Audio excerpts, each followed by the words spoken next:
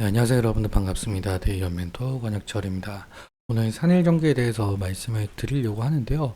일단 아시다시피 산일전기 상장한 지 얼마 되지 않은 회사이죠.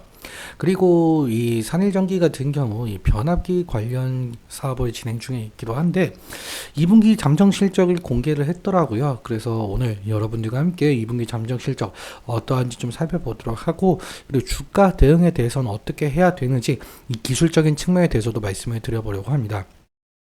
그리고 여러분들께서 이 산일전기에 대해서 궁금하신 점이 있다면 꼭 댓글 남겨주셔가지고 제가 그 댓글 하나하나 읽어보면서 여러분들의 궁금증들 모두 풀어드리려고 하니까요. 꼭 남겨주시면 정말 감사할 것 같습니다. 그럼 본론으로 바로 들어가 보도록 할게요. 이 산일전기 같은 경우 앞서 말씀드렸다시피 변압기와 이 리액터를 제조 판매하고 있는 사업을 주요 사업으로 진행 중에 있고, 다시 말해서 전력기기 업체라고 생각을 해주시면 될 것 같습니다.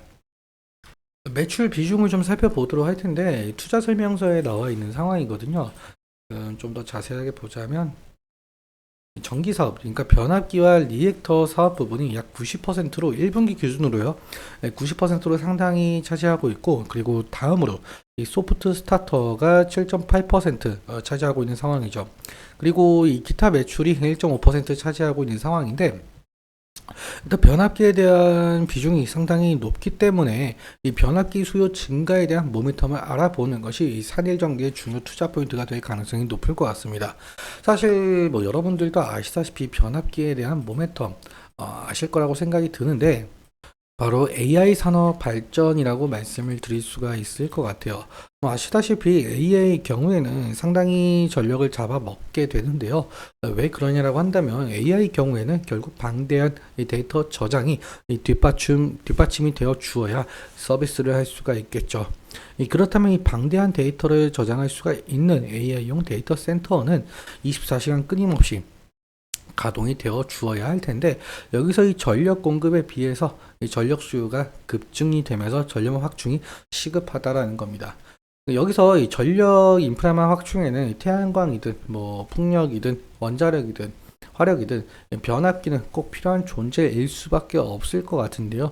왜 필요한 존재냐라고 해본다면, 전기는 이 발전소에서 만들어지면서 일반 가정이나 회사까지 오게 되는데, 이러한 여러 과정을 거치게 된답니다. 이러한 여러 과정을 거치게 되는 이유가, 보통적으로 이 발전소에서 만들어지는 전기 같은 경우 일반 가정이나 회사에까지 보내기에는 이 전압이 너무 낮아가지고, 이 낮은 전압으로 똑같은 전력을 보내려면 전선이 또 굵어지게 되고 많은 전력 손실이 일어날 수밖에 없다는 겁니다. 예를 들어서 우리나라로 치자면 발전소에서 만들어진 전압의 경우에는 11kV에 해당을 하고 있는데, 그래서 이 변전소에서 765kV까지 승합을 시킨 다음에 먼 거리로 보내면서 345kV나 아니면 154kV로 강압을 시켜주는 거죠.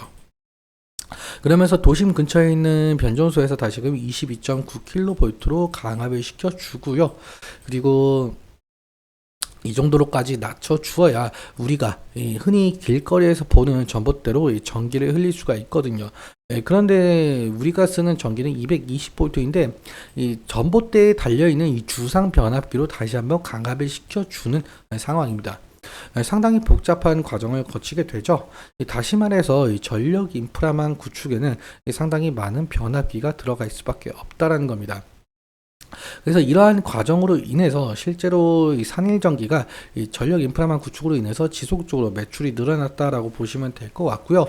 그리고 2분기 실적도 함께 살펴보자면 상당히 늘어난 모습을 확인할 수가 있어요.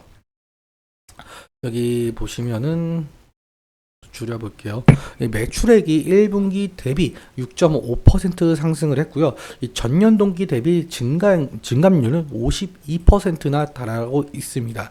영업이익은 1분기 대비해서 5% 상승을 했고, 전년 동기 대비 90% 상승한 모습이고요. 그리고 당기순이익도 1분기 대비 5% 상승을 했지만 전년 대비로 따지자면 74% 정도 상승한 모습을 보여주고 있어요.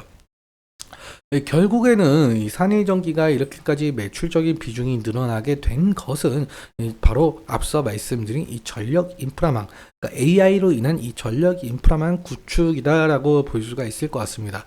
그렇다면 앞으로도 이 AI가 발전을 하면 할수록 이 변압기는 꼭 필요한 존재일 수밖에 없다 보니까 이 산일전기 지속적으로 매출이 늘어날 가능성이 있겠죠. 이러한 점 염두에 두시면 좋을 것 같고요. 그럼 우리가 이 기술적인 측면에 대해서는 어떻게 대응을 해야 될 것인지가 상당히 중요한 것으로 보이고 있는데, 차트 보면서 또 말씀 나눠보도록 하죠. 산일전기 차트를 보시면 사실 이평선과, 그러니까 상장된 지 얼마 되지 않았기 때문에 이평선과 그리고 캔들이 어느 정도 형성이 되지 않은 부분이 있어요. 일단 지지라인 같은 경우는 이 부분이다라고 말씀을 드릴 수가 있을 것 같은데요. 실제로 여기 아랫꼬리가 길게 나온 모습을 확인할 수가 있겠죠. 그래서 이 부분 좀 지지해 주면서 상승을 해주면 좋을 것 같은데, 이런 우리가 좀 이 캔들로만은 기술적인 측면에 대해서는 좀 분석이 어렵다 보니까 이 분봉으로 좀 한번 보도록 할게요. 이 분봉으로 30분봉으로 함께 보자라고 한다면 지금 이렇게 흘러가고 있는 상황인데, 일단 지지 라인은 이 부근, 앞서 말씀드린 대로 이 부근에 대해서 형성이 되고 있는 상황으로 보이고 있죠. 그리고 만약에 이 산일전기가 상승을 한다라고 해도 이 저항대에 막힐 가능성이 상당히 높거든요. 우리가 바라봐야 될 이 저항대 부근은 이 라인이 될 가능성이 높을 것 같습니다. 이 과거에는 지지 라인이었지만 결국에는 이탈을 함으로써 이제는 저항대가 될 가능성이 높을 것 같은데, 그래서 강한 거래 대금을 통해서 이 부분 돌파를 해준다라고 한다면 다시금 상승의 길이 열릴 가능성이 있다라는 말씀 드릴 수가 있을 것 같습니다. 그러면은 수급 한번 살펴보도록 할 텐데, 산일전기 같은 경우는 상장한 이래 이 개인이 12만 주 정도 매도가 되었네요. 그리고 외국인 같은 경우는 38만 주 매수가 되었고요. 그리고 기관 같은 경우 22만 주가 매도가 되었다. 특히 금투에서도 매도가 나왔고, 보험투시는 매수를 했지만 이 기타 금융과 은행에서 그리고 사모펀드에서 매도가 나왔다. 그리고 연기금에서는 반대로 또 매수가 나온 모습을 확인할 수가 있습니다. 아무쪼록 외국인의 매수세가 상당하기도 하고 이 기관의 매도세가 좀 상당하기도 하죠.